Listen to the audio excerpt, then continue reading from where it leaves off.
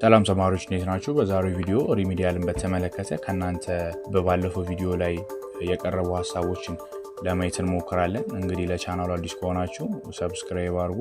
ዋነኛው ጥያቄያችሁ የነበረው ሪሚዲያል የምንፈተነው ምን አይነት ኮንተንት ነው ወይንስ ምን ያካትታል የሚለው ነበረ። እንግዲህ እንደሚታወቀው ሪሚዲያል ከተጀመረ ኦልሞስት 4 ዓመት ሆኖታል እና መጀመሪያ ሲዘጋጅ ከ9 እስከ 12 ሙሉ ኦልድ ካሪኩለም ቶፒክ ላይ ነበረ። የተወሰኑ ቻፕተሮች ተመራርጠው ነው የተዘጋጀው። በናቹራል፣ ፊዚክስ፣ ማትስ፣ እንግሊዝና ባዮሎጂ እንዲሁም ኬሚስትሪ፣ በሶሻል ደግሞ ሂስትሪ፣ ጂኦግራፊ፣ እንግሊዝና ማትስ ነበረ።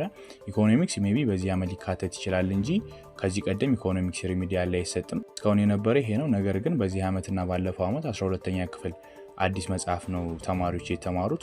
12ኛ ክፍል በአዲስ የተማሩ ተማሪዎች እንዴት ይደረጉ ሲባል ትምህርት ሚኒስቴር አዲስ ኮርስ ኮንተንት አወጣ። ኮርስ ኮንተንት ስላችሁ ሙሉ ከቴክስት ቡክ ነው ፈተና የሚወጣው። የሞጁሉ ከግቢ ሊለያይ ይችላል።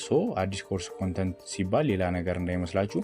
ባለፈው ዓመት ደግሞ 12ኛ ክፍል የተማሩ ተማሪዎች እኛ 12ኛ ክፍል በኒው ካሪኩለም ነው የተማር ነው ብለው ቅሬታ ሲያቀርቡ የ2015 እና 16 ኮርስ ኮንተንት ወይም ሞጁል ተቀየረ እና ትምህርት ሊያልቅ አካባቢ አዲስ ኮርስ ኮንተንት ወጣ።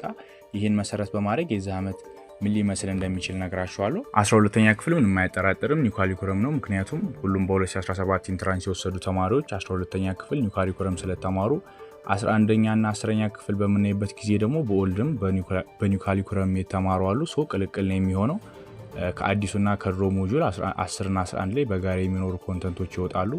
እነሱን ትማራላችሁ ማለት ነው። 9ኛ ክፍል ስንመለከት ደግሞ በኦልድ ሞጁል ነው ሙሉ የምትማሩት እና የትምህርት ሚኒስቴር አዲስ ኮርስ ኮንተንት የሚያዘጋጅ ከሆነ ማለትም ልክ እንዳምነው በደብዳቤ ብቻ የሚልክ ከሆነ ሜን ኮንተንቶችን ማለት ሜን ቶፒኮችን ከወዲሁ እንድትዘጋጁ በማሰብ በቴሌግራም ቻናላችን ላይ በፒዲኤፍ መልኩ ከሰኞ ጀምሮ አዘጋጅተን እናስቀምጥላችኋለን። የቴሌግራም ቻናል ሊንክ ከስር ኮሜንት ሴክሽን ላይ ተቀምጧል። የዛሬው መረጃ ይህን ይመስል ነበረ።